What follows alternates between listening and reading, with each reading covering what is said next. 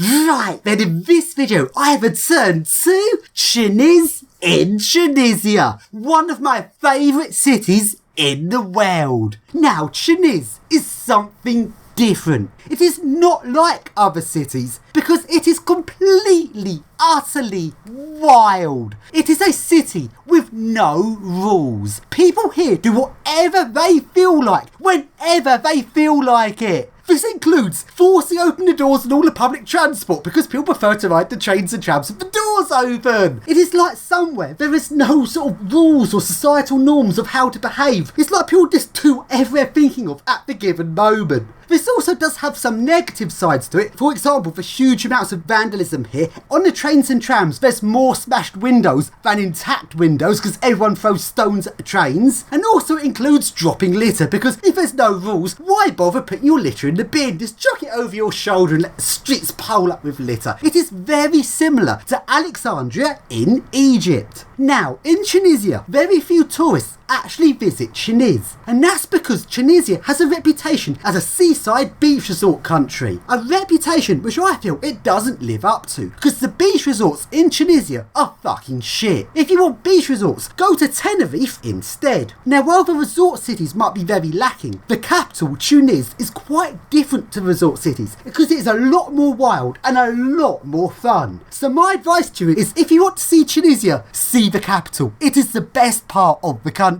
So let's get this video started by taking a share taxi microbus thingy from Sousse along to Tunis.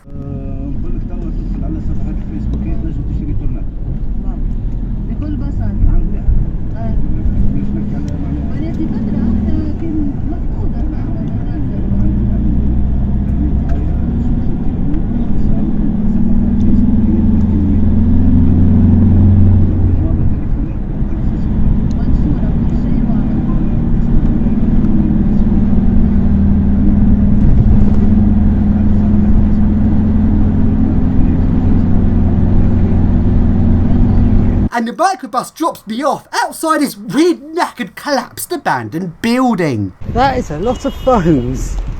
Just the fronts. How weird. What the fuck? All this shit is dumped in this. What is this weird building? It's collapsed.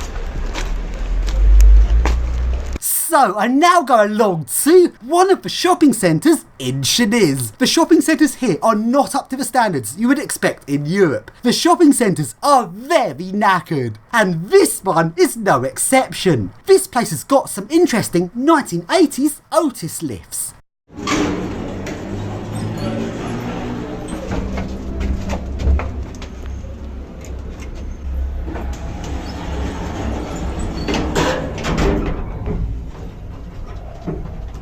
What's the up button do? That must be door open.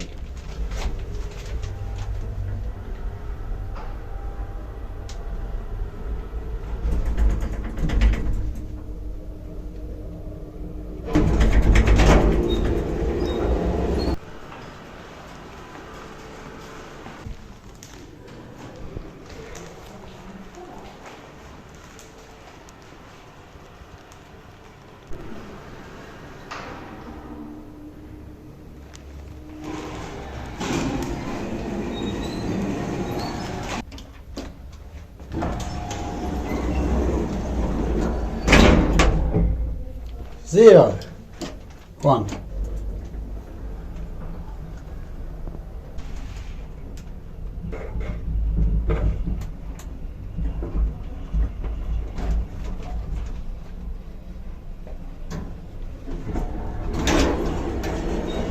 Okay, one's ground floor.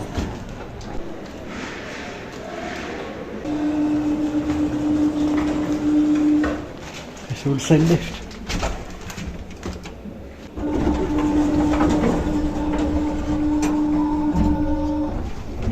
Oh, this one's a bit more rough.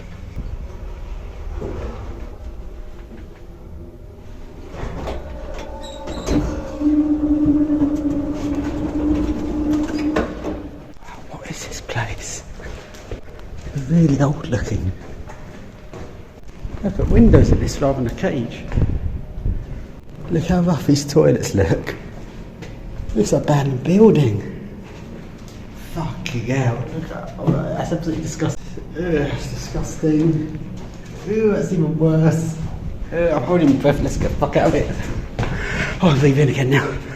I was not breathing in while I was in there. 0. Okay, ground 0 in this one, interestingly.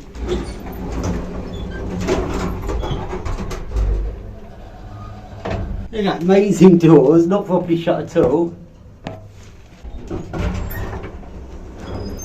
So then I now go along to Marsa, which is at the end of the TGM suburban line. Now, when I last visited Tunis, this railway had 2 tracks. It was dual track working. But one of the 2 tracks has gone abandoned, meaning that it's now a single track shuttle line. So in 3 years the deterioration is crazy. So only a single track works now. It used to be double track line. The double track that was working last time no longer works. You can already see how rusty it's gone in very little time.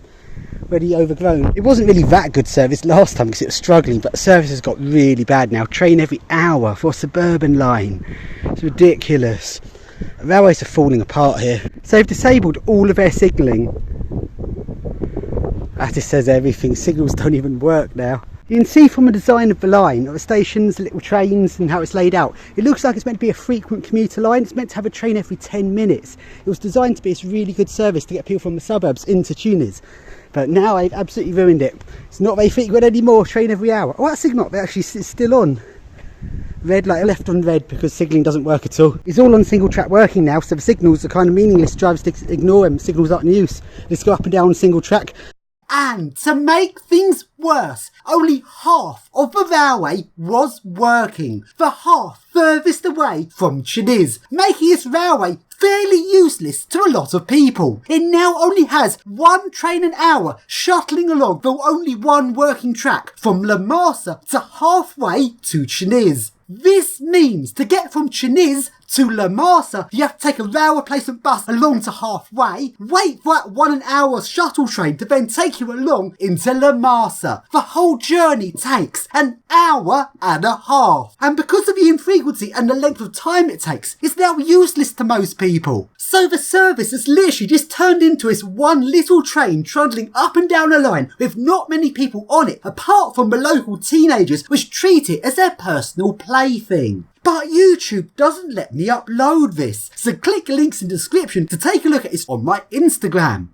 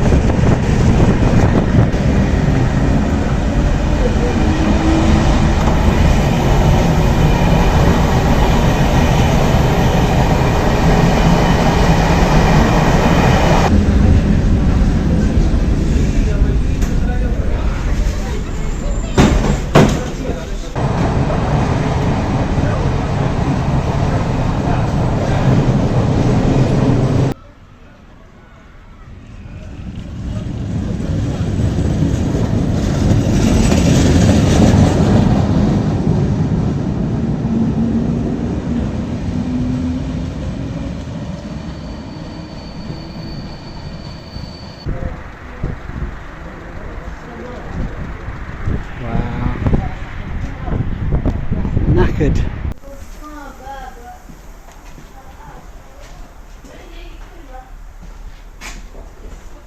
I now go along to Marsa. As it takes an hour and a half by rail replacement bus and train, most of the locals now take the share taxi. So, if we take a look at this very busy road, which is effectively a motorway, all of the yellow cars are taxis. That is a lot of taxis. Tunis has the highest percentage of taxis out of any city I've ever been to. But if you can't afford a taxi, there is the share taxi, which is smaller than a microbus but bigger than a car. So I call it the nanobus. These travel up and down the motorway and you can flag one down. These never leave the motorway, so they never go into the city centre. You have to walk to the motorway to get on your nanobus. But as everything is going 70 miles an hour along a motorway and there's no bus stops, the only way to flag one down is to stand at the side of the motorway. And when a nanobus sees you, it slams on the brake and pulls to the side of the motorway, cutting up all of the other traffic. It is not very safe. Let's take a ride on one. So, where does the share bus stop? This is your bus stop. Literally just here. This is where people get off. There's people heading up that way. So this bit of a dual carriageway is literally a bus stop. So I literally have to climb over and give it a straight ahead sign.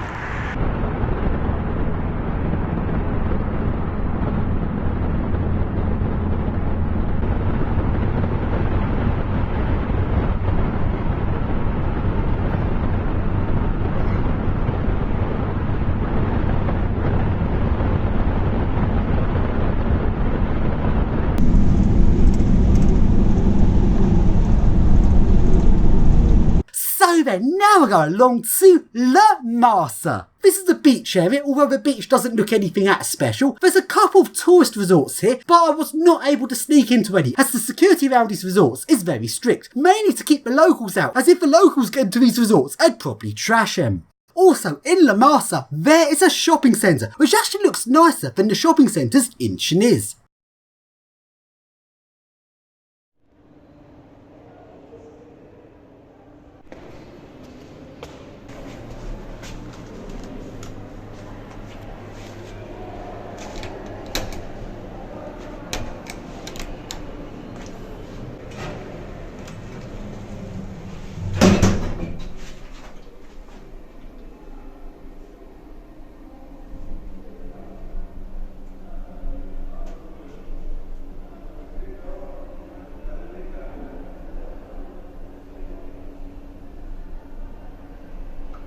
Fucking slow. Fucking hell.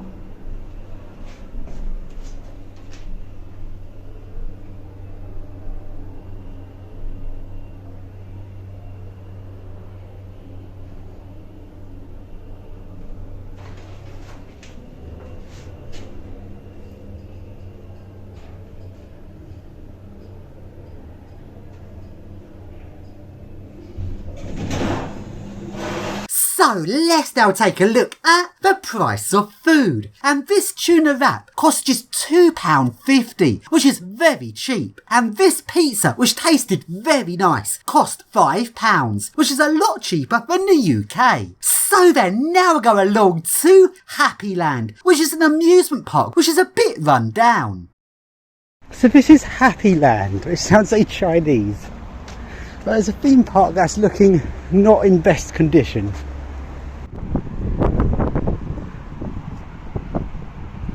Wow, it's a bit rough looking.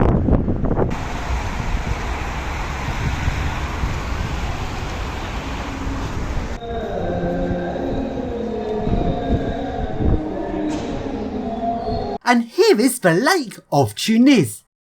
And over here is the rooftop bar that is not on a rooftop, it's on the ground floor. How did they get away with this? So then, taking a look at some more public transport. The trams in Tunis have deteriorated since my last visit, and they're looking even more knackered than last time. And some of them have very few interior lights on the inside. Now, I've done a separate video of these trams at night, so make sure you check out that video. As for mainline suburban trains, these have also deteriorated since my last visit. They now run slower due to the condition of the track getting very bad. Look at the state of that track is going on there.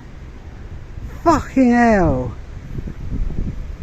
It wasn't like that when I was last here, it ran quite nicely last time. And I'm also going to be uploading a video which is a comparison of all of the different rail transport in Tunis. Now let's take a look at the buses. And one new thing that's arrived in Tunis is the Iris bus from Paris. These used to be one of the main types of bus running in Paris, where they've since been withdrawn and moved to Tunis. So here we've got the Iris bus from Paris.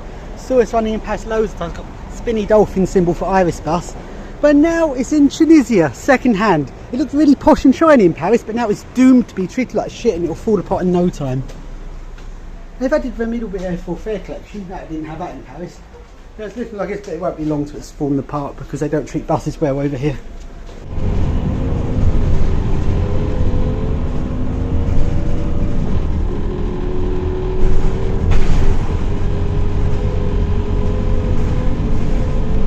Just on the roadside you've got cockerels about.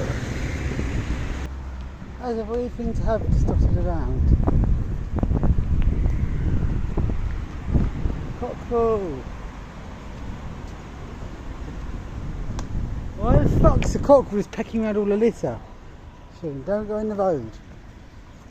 Fuck. So just on the roadside by the litter bins you got cockerels.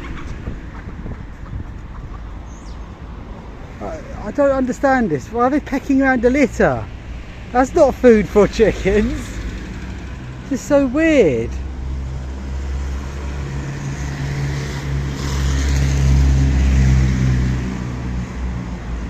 So then, let's finish this video off by taking a look around the Tunis Medina, the alleyway city.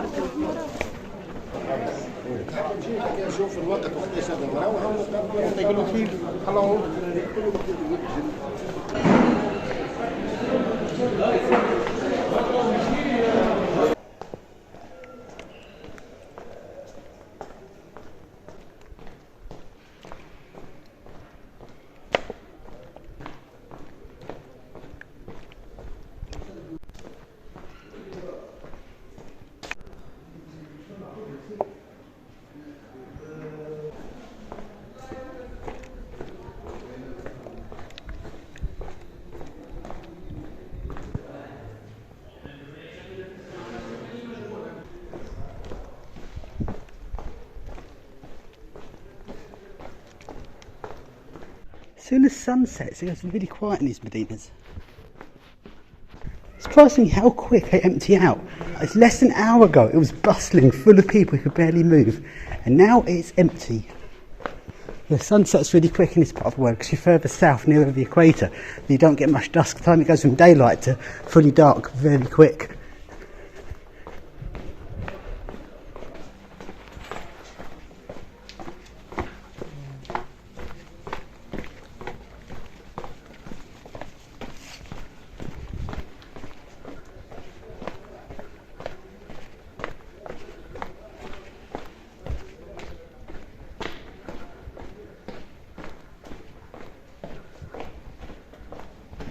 So my flight back from Tunis to London was on Novel Air. The airplane was very empty, but a few people who was on the plane all seemed to be up the front, and not that many people in the middle or back. That weight distribution seems not quite right. I guess that's within reason. Is that slightly dodgy, or am I overthinking things? I don't know. Anyway, that is the end of the video.